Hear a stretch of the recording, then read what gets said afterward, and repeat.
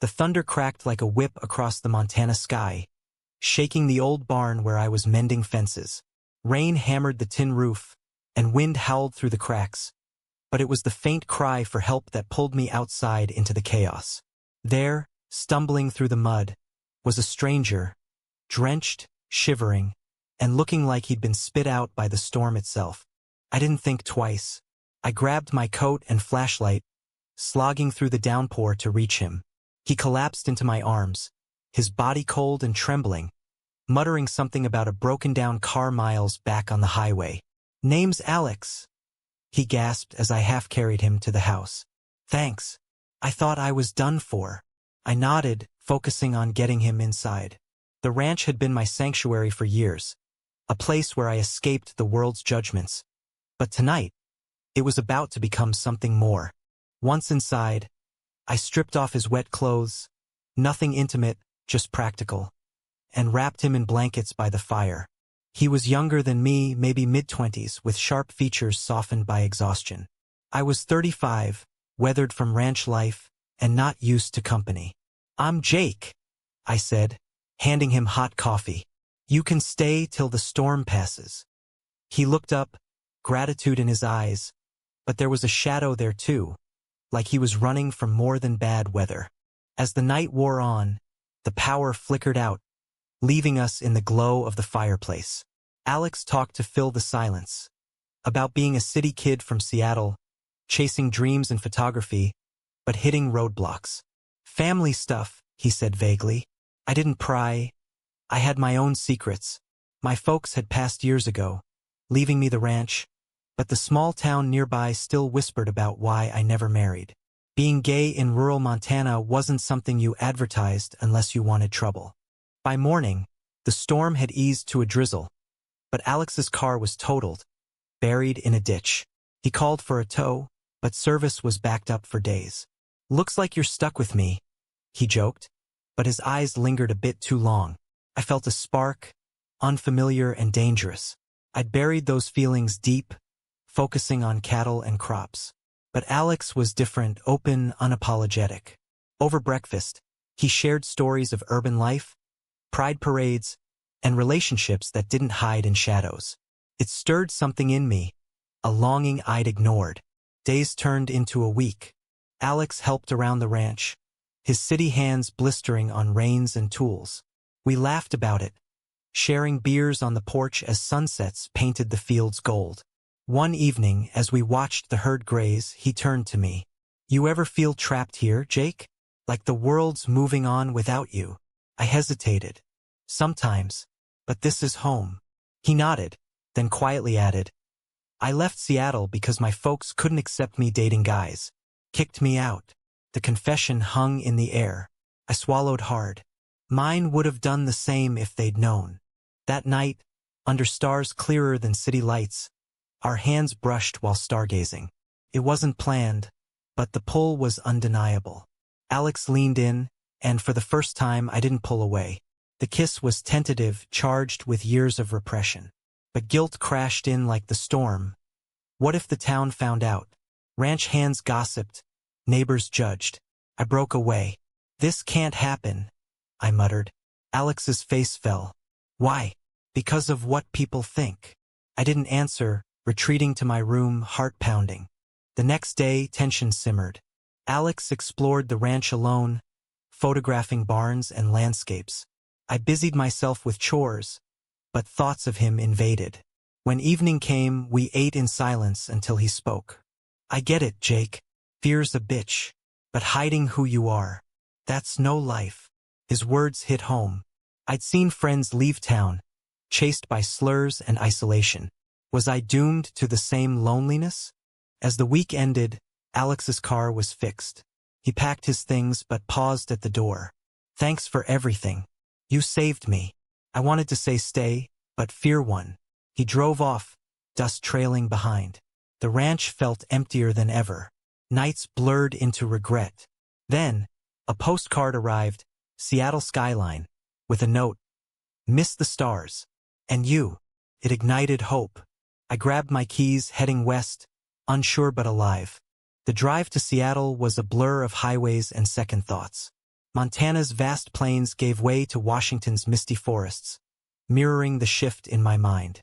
I'd left a note for my foreman, claiming family business, but truth was, I was chasing a feeling I'd denied too long. Alex's address was scrawled on the postcard. Finding his apartment in the bustling city felt like entering another world. He opened the door, surprise turning to a smile. "Jake? What the hell?" I stepped inside, words tumbling out. "I couldn't let you go without trying." We talked for hours, the city hum outside contrasting the ranch's quiet. Alex shared more, his conservative parents, the ultimatum after coming out, the road trip to clear his head. "That storm was fate," he said. I confessed my own fears. The ranch inherited from a father who'd preached traditional values. The town where being different meant being alone. We spent days exploring Seattle, coffee shops, markets, walks along the Sound. For the first time, I held his hand in public, heart racing but exhilarated. No stares, no judgment. The city embraced diversity. But doubts crept in. "What about the ranch?" Alex asked one night, curled beside me. "It's your life." I sighed. "It is, but you're becoming part of it too." The words felt right, but reality loomed. My phone buzzed with messages from home, cattle issues, neighbor inquiries. I ignored them, lost in this new freedom. Then the call came. My sister, Emily, from back east. "Jake, what's going on? Foreman says you're gone." I downplayed it, but she pressed. "Is this about, you know?" Emily had always suspected, supportive in her way, but tied to family traditions. "Bring him home if he's special," she said. The idea terrified me. Introduce Alex to the ranch? Face the town's scrutiny? We returned together, the drive tense with anticipation. The ranch looked the same, but I felt changed. Alex marveled at the space, but sensed my unease. "If it's too much, I can go." I shook my head. "No. Stay." Word spread fast. Neighbors dropped by, eyes curious. One, old Mr. Harlan, commented, "Heard you had company. City boy." His tone dripped implication. I brushed it off, but inside anxiety built. Conflicts escalated. At the local diner, whispers followed us. "Jake's got a roommate," they said, laced with sarcasm. Alex noticed, his optimism fading. "This is what you warned about." One night, after a heated argument with a supplier who made a crude joke, I snapped. "Why can't they mind their own?" Alex held me. "Because change scares them. But we don't have to hide." A bigger storm brewed when Emily visited. She arrived unannounced, hugging me tightly. "So, this is Alex?" Dinner was awkward, questions probing. "How'd you meet?" Alex told the story, omitting details. Emily smiled, but later pulled me aside. "He's nice, Jake, but think about the ranch. Dad's legacy. People talk." Her words echoed my fears. Was love worth risking everything? Tensions peaked at the town fair.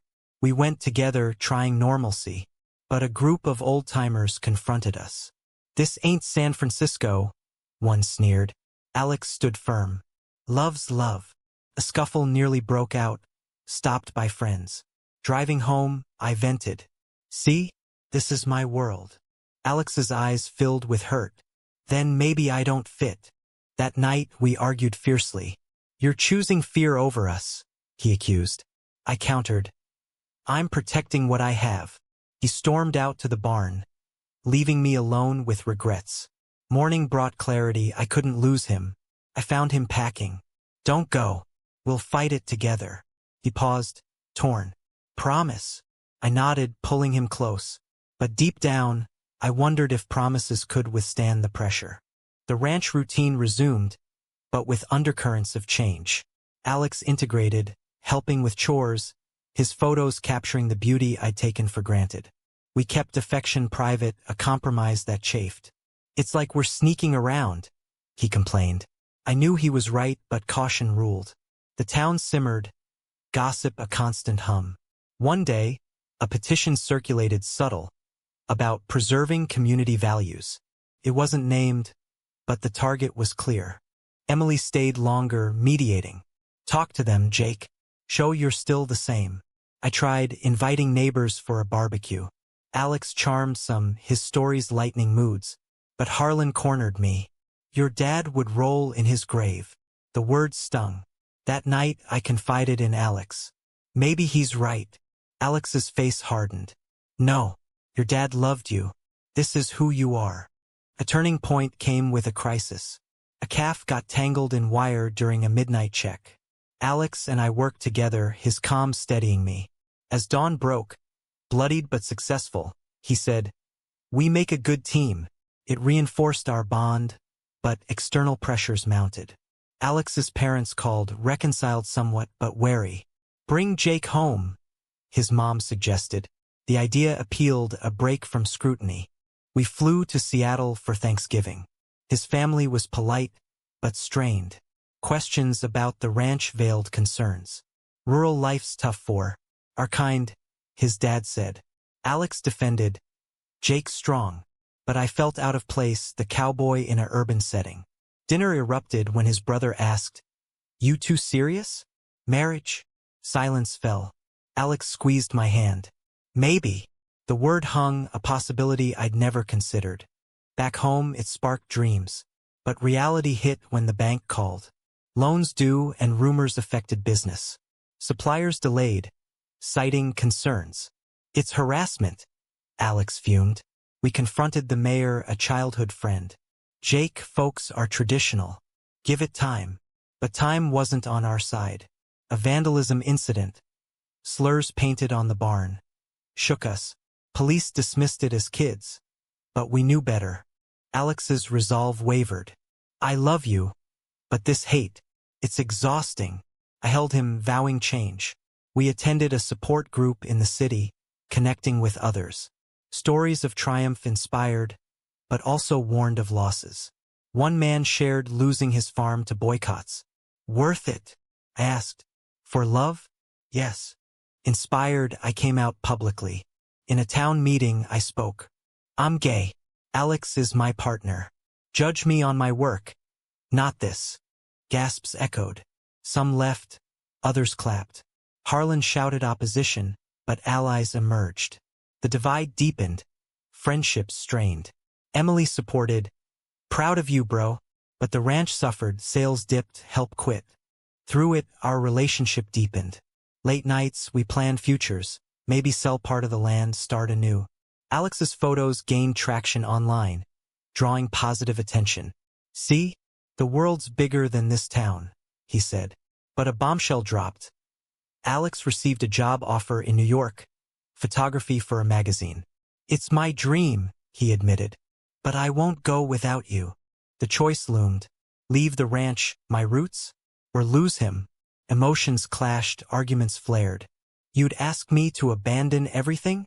I accused. "No, build something new." Torn, I sought solitude in the fields, memories of simpler times mocking me. The decision weighed heavy as winter approached, snow blanketing the ranch in quiet isolation. Alex's offer deadline neared, forcing confrontation. "We could split time," he suggested. But logistics failed. Ranching wasn't part-time. "It's all or nothing," I said bitterly. Hurt flashed in his eyes. "Then choose us." Family intervened. Emily called a meeting. "Jake, Dad wanted you happy. The ranch is just land." Alex's parents echoed via video. "Welcome him here." But roots ran deep. I proposed compromise. Sell and move west, blend lives. Alex considered, but enthusiasm waned. "I don't want you resenting me." Social conflicts intensified. A local paper ran an article, "Rancher Challenges Norms." Support poured in from afar, but locally backlash grew. Protests at the gate, small, but vocal.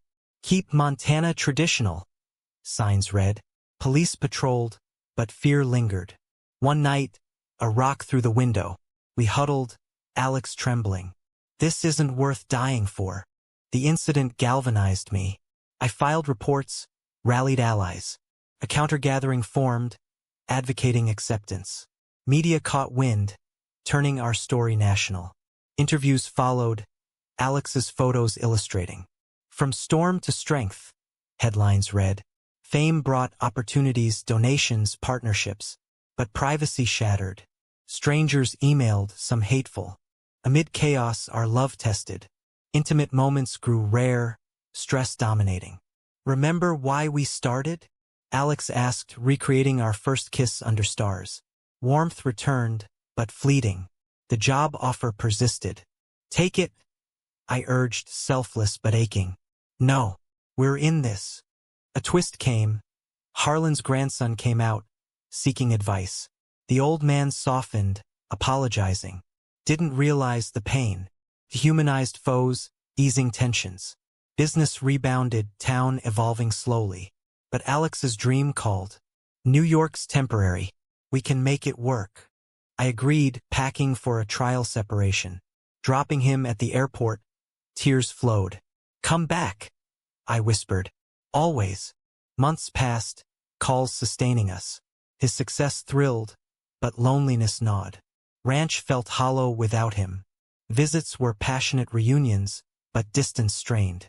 Then, betrayal rumors surfaced. A photo online. Alex with another man, arm around shoulder. Just a friend, he explained. Trust cracked. Arguments via phone escalated. You're paranoid. You're forgetting us. Jealousy poisoned, rooted in insecurity. Reconciliation attempts failed. During a visit, truths emerged. I kissed him, Alex confessed. I was lonely. Devastation hit. How could you? Betrayal cut deep, echoing societal doubts. We're doomed, I said. He begged forgiveness. It was a mistake. I love you. Forgiveness wavered. Emily advised, love's messy. Decide if he's worth it. Town watched our drama fodder. I retreated, pondering choices. Alex returned, determined. Fight for us. A heated discussion turned to understanding. Loneliness affected both. We recommitted, boundaries set. But scars remained. As spring thawed, decisions loomed. Sell the ranch? Join him? The pull between heart and home intensified. Renewed commitment brought tentative peace. We alternated locations, me in New York for weeks, him on the ranch. City life challenged, crowds overwhelming, but Alex's world enriched mine. Galleries showcased his work, including ranch series titled Hidden Horizons. Critics praised, drawing crowds. Your story inspires, fans said, but anonymity lost, paparazzi hounded. Back home, progress showed. Town hosted its first Pride event, small but significant. I spoke, sharing our journey. Applause outweighed boos. Harlan attended, nodding approval. Change takes time. Business boomed. Tourists visiting the inclusive ranch. But success bittersweet, original simplicity gone. Personal conflicts persisted. Alex's infidelity lingered. Trust rebuilding slow. Prove it, I demanded. He did, transparent and devoted. Yet, doubts surfaced in quiet moments. A therapist helped, unpacking traumas. Society's weight, she said. We grew closer, communication key. A major plot twist. Emily revealed a family secret. Dad knew about you, Jake. He struggled but loved you. Letters found, expressing regret for rigid views. Healed old wounds, freeing me. He'd want this, I told Alex. With clarity, I proposed. On the ranch porch, ring in hand. Marry me. Tears streamed. Yes. Planning ensued, but controversy flared. Local church refused, citing beliefs. We chose Seattle, families uniting. Vows exchanged amid cheers, a milestone. Honeymoon in Hawaii brought bliss, but return faced reality. Alex's career soared, offers global. Tour with me, tempting but ranch tied. Compromise, seasonal travels, ranch's base. It worked, balance found. Yet, societal debates raged. Our story sparked discussions, articles questioning rural acceptance, rights, protests for/against. We advocated, voices amplified. Years passed, love enduring trials. Adopted a child, facing adoption biases. Two dads? Critics sneered, but joy prevailed. Reflecting, the storm that brought Alex changed everything. From isolation to fulfillment, pain to growth. But was the cost worth it? Is it right to upend one's life for love, even if it means challenging deeply ingrained societal norms?